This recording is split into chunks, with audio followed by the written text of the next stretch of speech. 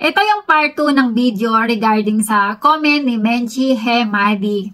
Pagdating po ba sa airport, may mabilhan ng SIM card? How much? Transportation papunta sa city at saan makakuha ng matitirhan? Salamat.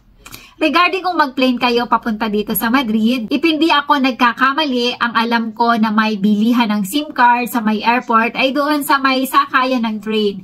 Medyo malayo-layong lakarin yun. Yun ay makikita nyo if ever mag-train kayo papunta sa bahay na titirhan nyo dito sa Madrid from doon sa airport. Bali ang airport kasi ay connected sa sakayan ng train. No need kayong lumabas ng airport. Pero kung mag-taxi kayo from airport papunta sa inyong titirhan, hindi nyo makikita yung bilihan ng SIM card. Pero wala naman kayong dapat alalahanin dahil may bilihan ng SIM card kung saan kayo titira. Magtanong lang kayo sa mga kasama nyo doon sa bahay. Ituturo naman sa inyo kung saan ang bilihan. Need nyo lang dalhin yung inyong passport at 10 euro kung Libara SIM ang bibilhin nyo. Ito ay pang 28 days na internet with 50 gigabytes. Libara yung name ng SIM card na ginagamit ko ngayon. Regarding sa transportation from airport to your boarding house, kung may susundo sa inyo, better mag-train na lang kayo para mas mura. Pero kung wala namang susundo sa inyo, meron kayong mababasa na sign sa airport kung saan andun yung mga taxi. Ipalo nyo lang yung signage na makikita nyo para makarating kayo kung saan nakaparada yung mga taxi. Ibigay nyo lang yung address at ihahatid kayo kung saan yung inyong titirhan.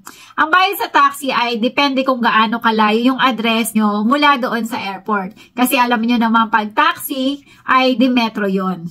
35 to 50 euro yung more or less na budget nyo sa pamasahe nyo doon sa taxi. Depende talaga kasi sa layo, kaya mahirap mag-estimate. Kung sanay naman kayong mag-train sa ibang bansa at walang masyadong luggage na dala-dala, ay suggest mag-train na lang kayo. Kasi sobrang laking tipid yun. Madali namang mabasa ang mga salita dito sa Spain o yung mga station, yung mga pangalan ng station dito. Unlike sa ibang bansa na hirap talaga basahin. Pwede kayong gumamit ng Google Map para ituro sa inyo kung anong line ng train ang dapat yung sakyan. Tungkol naman sa matitirhan nyo dito sa Madrid, kailangan bago kayo magbiyahe papunta dito sa Madrid ay nakahanap na kayo ng matitirhan nyo. Kung wala kayong kakilala dito, mag-join kayo sa mga Facebook group dito sa Madrid, Spain. Doon kayo makakakita ng mga nakapost sa mga available na bed space or room. If ever wala kayong makita na nakapost, kayo na mismo ang mag-post sa mga Facebook group. Ilagay nyo sa post na kayo ay naghahanap ng bed space or room.